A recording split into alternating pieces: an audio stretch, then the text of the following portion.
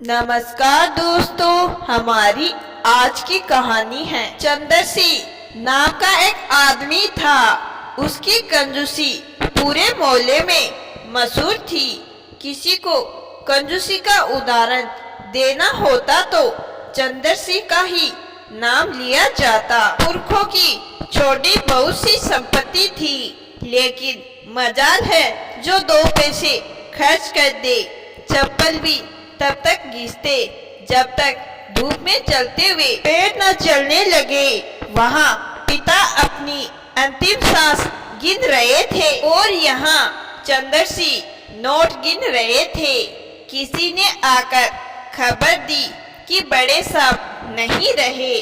पहले नोट समेटकर तिजोरी के हवाले किए, फिर पिता के अंतिम संस्कार की सोची। बस कितना घी डालोगे?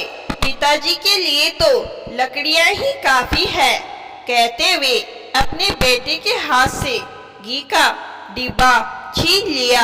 ये बड़े साहब की तस्वीर पर चढ़े गुलाब है, इनका क्या करूं साहब? करना क्या है? गुलकंद बनेगा इनका। पता है कितना फायदेमंद होता है।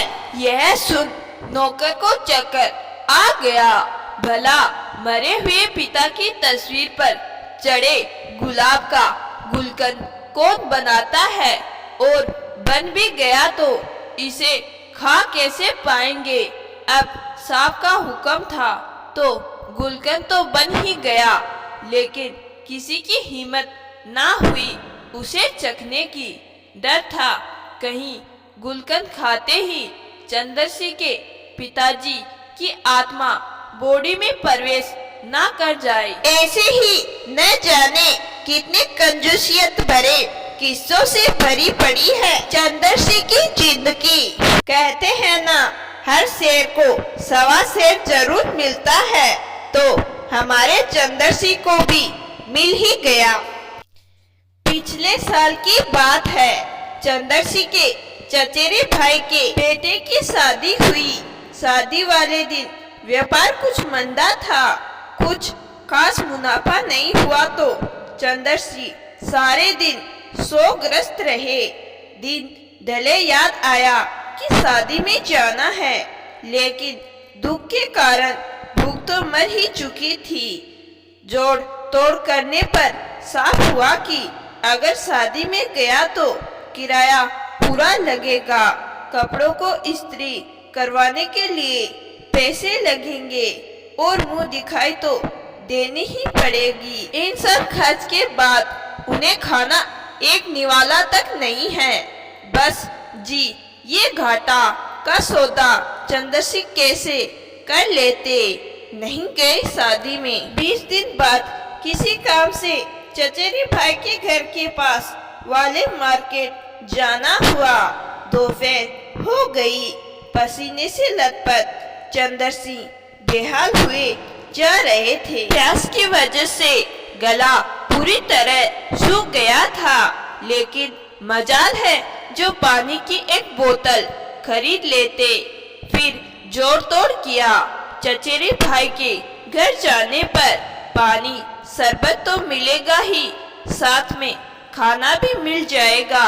इतना खा लूंगा कि रात तक का काम हो जाएगा। बस इस सारी कैलकुलेशन के दौरान गलती ये हुई कि वो मुंह दिखाए की बात भूल गए।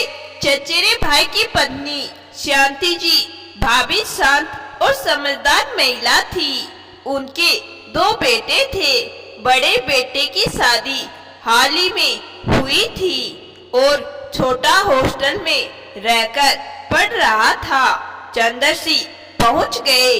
शांति जी ने खूब आदर सत्कार किया। अभी बैठे बातें कर ही रहे थे कि चटक लाल रंग की सितारों से झिलमिलाती हुई साड़ी पहने और लंबा घूंघट निकाले युवती ने कमरे में प्रवेश किया। चंद्रसी ने भाभी की तरफ प्रश्नवाचक निगाहों से देखा।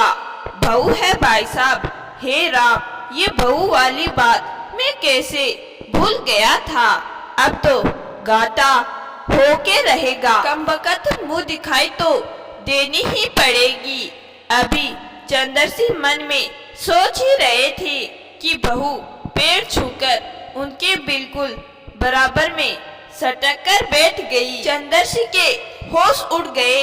माथे पर पसीने की बूंदें दृष्टिगोचर होने लगी। थोड़ा खिसकते हुए पीछे होकर बैठे ही थे कि बहू ने दोबारा पैर सोफे पर रख पलाथी लगा ली। चंदर सिंह जड़ हो गए। आंखों में करुणा और दया भरी दृष्टि से शांति जी की ओर देखने लगे। उनके मन में चल रहा था, हे प्रभु, भाभी जी की रक्षा करना, वैसे अभी तो मेरी भी रक्षा करना। कैसे निभेगी इनकी ऐसी अनोखी बहू के साथ। चेहरे पर तरह तरह के भाव का आना शुरू हो गया। तभी बहू ने मेज पर रखी नमकीन की कटोरी और शरबत का गिलास उठाया। घूंघट में ही नमकीन खानी शुरू कर दी। कुछ खाती और कुछ गिरा जाती। शरबत का गिलास एक झटके में गटगट करके पी गई।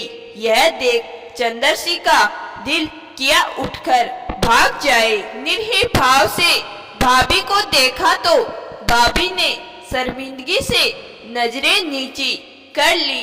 अचानक बहू ने नमकीन की कटोरी मेज पर पटकी और अपनी हथेली चंदर सिंह के सामने फैला दी। चंदर सिंह के लिए यह पहली बार था कि कोई बहू हाथ फैलाकर मुंह दिखाई मांग रही हो।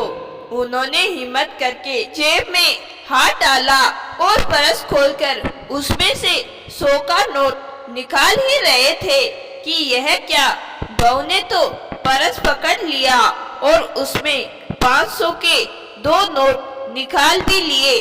चंदर सिंह सदमे में आ गए। एक तो अनाड़ी दुल्हन, ऊपर से 1000 रुपए गए जाने का गम। पक्का कोई छोटा सा हार्ट अटैक आया ही होगा चंदर सिंह को। चंदर सिंह कहीं बेहोश ना हो जाए, यह सोचते हुए शांति जी ने उनकी तरफ शरबत का गिलास बढ़ा दिया। शरबत का गिलास होठों तक भी नहीं पहुंचा था कि बहू कूदकर सोफे पर खड़ी हो गई और लगी नाचने। साड़ी सिर से उछाल दी। वहाँ मजा आ गया। आज तो चंद्र चाचा से 1000 रुपए मिल गए। आज तो पार्टी होगी पार्टी, कहते हुए बहू बना शांति जी का छोटा बेटा राहुल चिल्ला पड़ा और चंदर सिंह के हाथ से शरबत का गिलास छलक गया और शरबत उन्हीं के ऊपर गिर गया।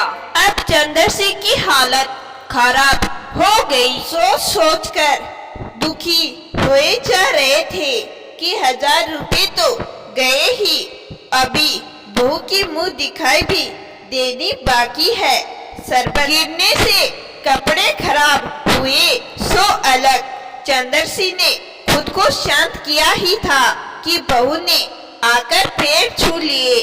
चंदर सिंह को तो मानो करंट ही लग गया है।